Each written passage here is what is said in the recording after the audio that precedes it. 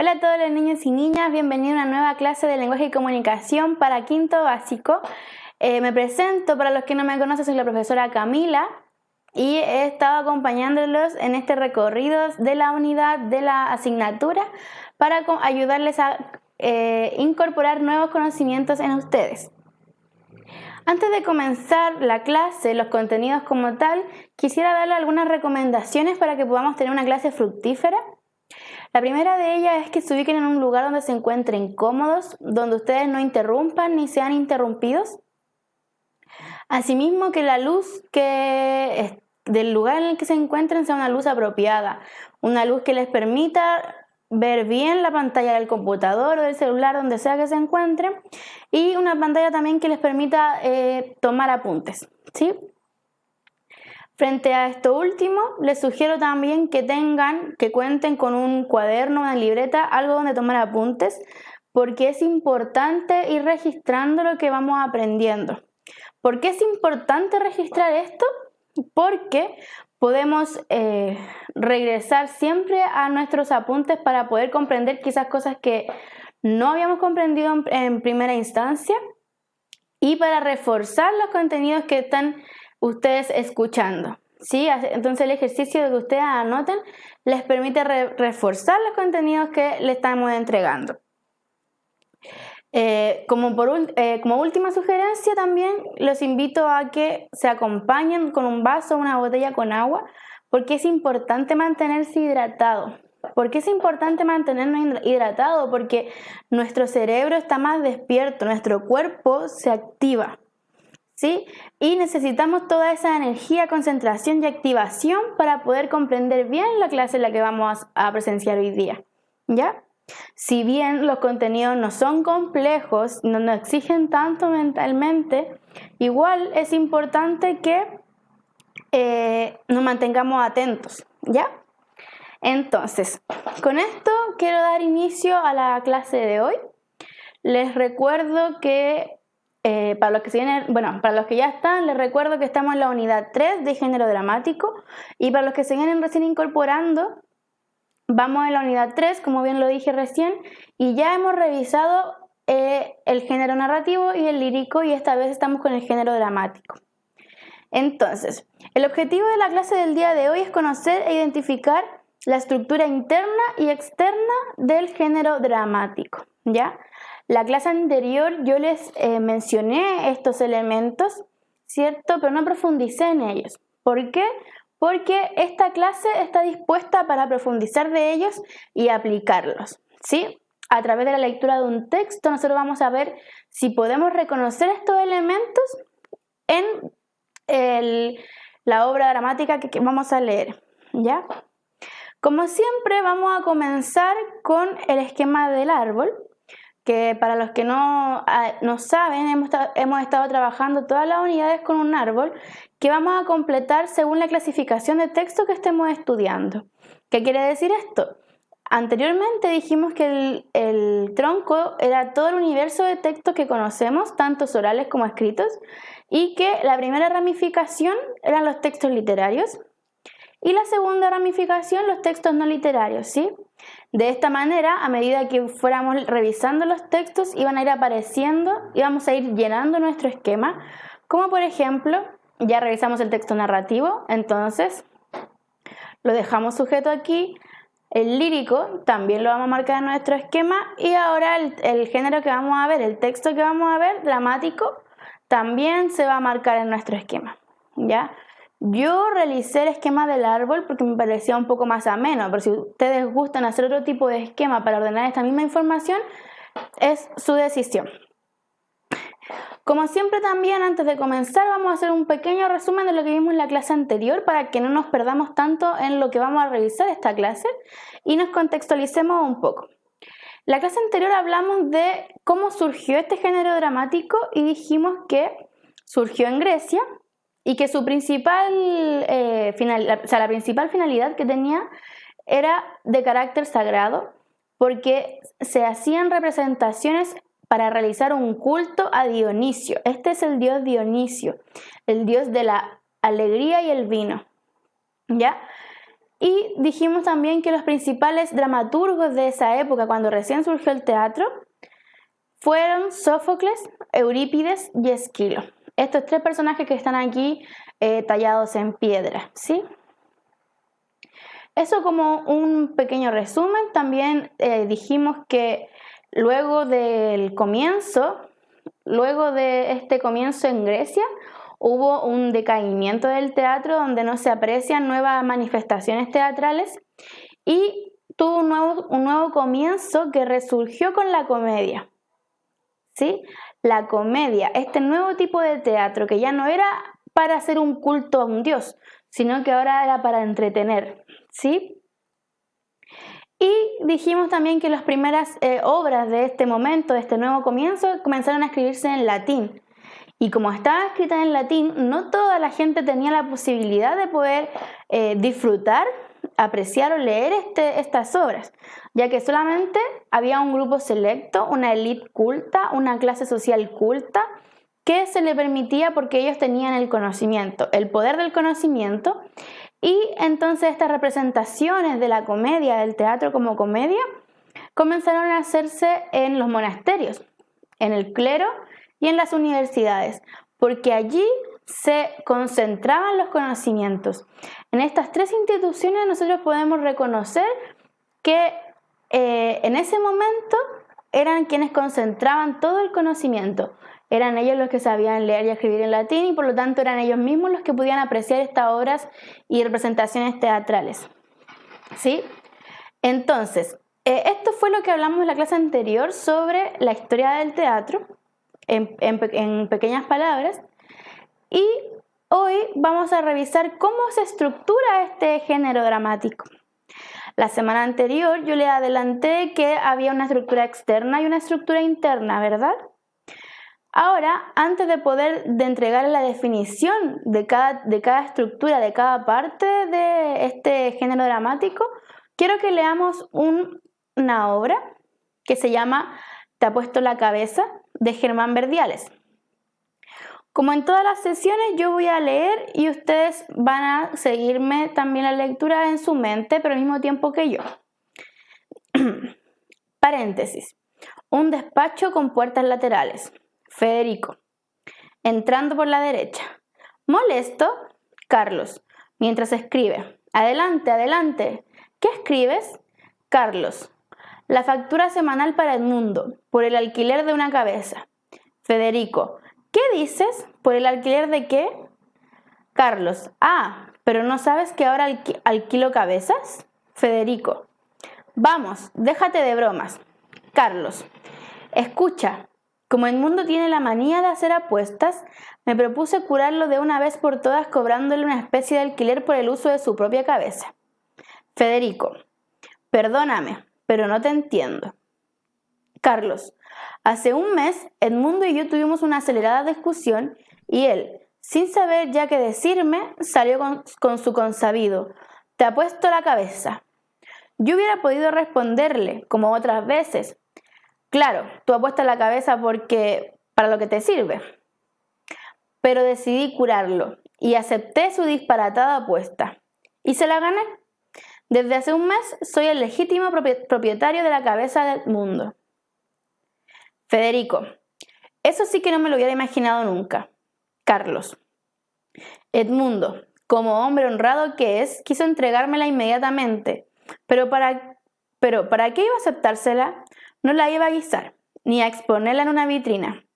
Entonces, resolví permitirle que siguiera utilizándola, mediante el pago, eso sí, de una cuota semanal que él me satisface puntualmente. Federico. ¿Y cuánto le cobras? Carlos. Entregándole la factura. Lee. Federico. Leyendo. Don Edmundo Valenzuela debe al señor Carlos Márquez por una semana de servicio de un par de ojos 10 pesos, de una boca 25 pesos, de 2 oídos 15 pesos, de una cabellera 5 pesos y de un cerebro 0 pesos. ¿Cómo? ¿Nada por el cerebro? Carlos. Y le sale caro. Federico leyendo. Total 55 pesos. Jamás he visto nada tan extraordinario. ¿Y crees que seguiré abonándote el alquiler toda su vida? Carlos, que te lo diga él. Aquí llega.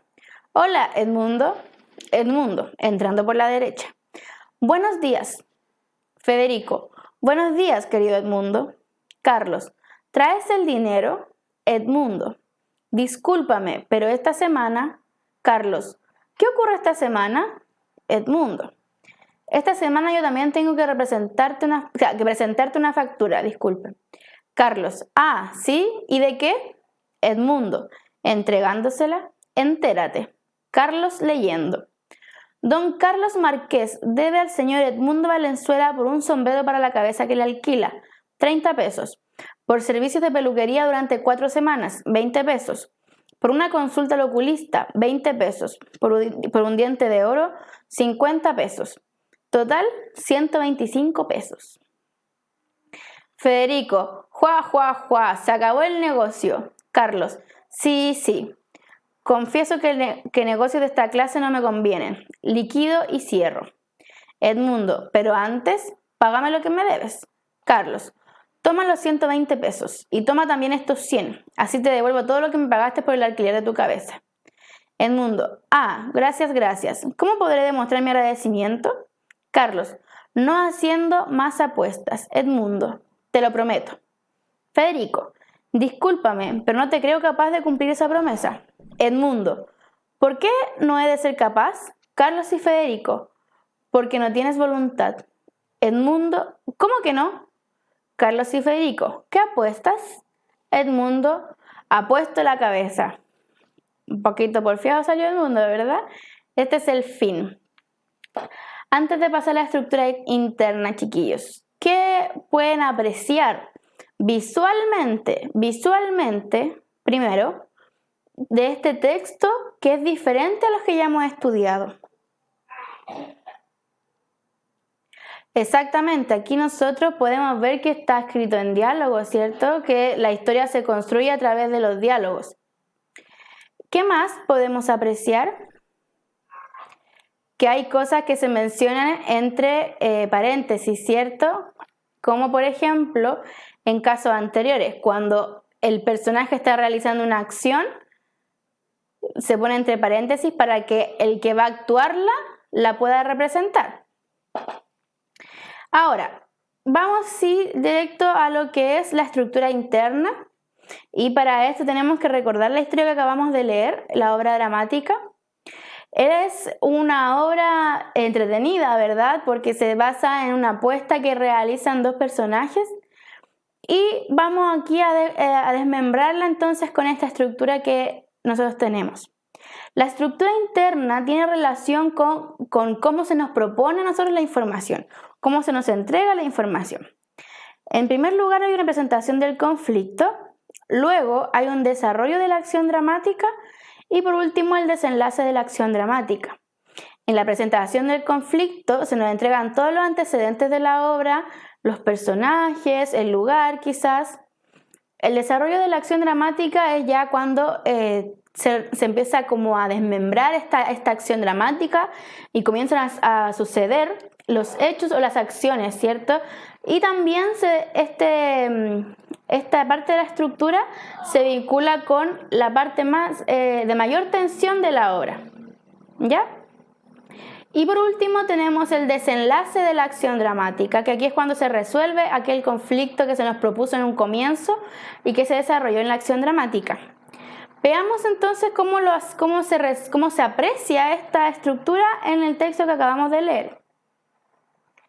Presentación del conflicto. En primer lugar nos ubican, ¿cierto? En el espacio que ocurren los acontecimientos. Y dice, entre paréntesis, un despacho con puertas laterales. Y bueno, nosotros podemos reconocer aquí inmediatamente quiénes son los participantes, ¿cierto? Federico y Carlos. Hay otro tipo de textos que también en la parte de presentación del conflicto nos señalan los personajes inmediatamente. Personajes que van a actuar en la obra, y van a decir el sombrerero, Alicia, el gato, etc. Ya lo van a decir todo inmediatamente, aunque no aparezcan al tiro en la introducción. Pero en este caso no es así, porque es una obra corta, ¿ya? Luego, en el desarrollo de la acción dramática, podemos ver, reconocer que esta parte de acá es el conflicto, que la apuesta que le hizo Edmundo a Carlos y cuando Carlos la cuenta a Federico, y así nos explican la historia, ¿cierto? Todo el melodrama que hay entre medio, podríamos decir que es el desarrollo de esta acción dramática, ¿sí? Aquí se empiezan entonces a decir lo que pasó, cómo pasó, y Carlos le empieza a explicar a Federico el problema hasta que llega Edmundo y ahí comienza el momento de mayor tensión porque también Edmundo le hace un cobro a Carlos. Y por último, en el desenlace ya todo esto se resuelve. Carlos entrega la propiedad de la cabeza al dueño, ¿cierto? A Edmundo, y Edmundo promete que no va a seguir haciendo apuestas, pero parece que le resultó difícil. Y aquí vemos el desenlace. El desenlace termina en que el personaje continúa en lo mismo, va a seguir apostando la cabeza, por más que Carlos y Federico le digan que no.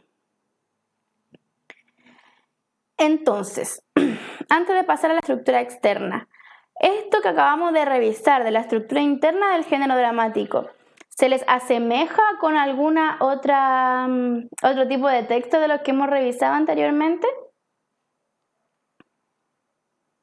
Exacto, ¿cierto? Aquí en esta estructura interna del género dramático encontramos una similitud con el género narrativo, ¿sí?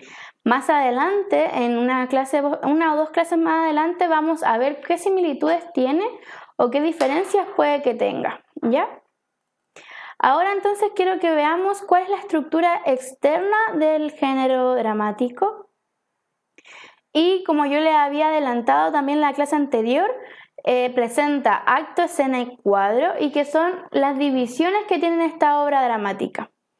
El acto es la primera división que presenta una obra dramática y que en el teatro, en una representación, se manifiesta con la subida y bajada del telón. ¿Ya? Ese es el acto. No sé si han tenido la posibilidad de apreciar alguna obra de teatro que abre el telón cuando comienzan a salir los personajes y cuando se acaba una escena lo cierra otra vez, ¿cierto? O sea, cuando se acaba el acto, se acaba la obra, cierra de nuevo el telón, ¿cierto? Después tenemos una segunda división que es el cuadro y que está marcado en una representación teatral en el teatro por el cambio de escenografía, ¿sí? Cuando encontramos un cambio de escenografía es cuando vamos a estar revisando esta parte de la estructura externa que es el cuadro. Y por último, la escena está marcada con la entrada y la salida de los personajes en una representación teatral. ¿Cómo quedaría esto? El acto sería cuando se cierra y se abre el telón, como acá se está mostrando en la imagen. El cuadro, o sea, la escena, perdón, tiene que ver con la entrada y la salida de los personajes, ¿ya? Cuando los personajes entran, es el comienzo de una escena, ¿cierto? Y cuando salen es el final de la escena. Y el cuadro cuando tenemos un cambio de escenografía, ¿sí? Eso es lo que hemos revisado en la clase del día de hoy, niños. Espero que no haya sido no haya sido tan complicada ni tan engorrosa y que hayan podido comprenderlos. En la descripción de este video de YouTube van a encontrar un link de una obra de teatro que se llama Mamá Rosa y pueden revisarle una obra de teatro completa y los invito a que la vean, ¿sí? Para que puedan poner en práctica lo que estamos diciendo en esta clase del día de hoy. Como siempre les recuerdo que trabajamos estructura interna y externa y la próxima clase seguiremos profundizando en más contenido del género dramático. Así que espero que les haya gustado la clase, que haya quedado clara y nos vemos en la próxima sesión. Adiós.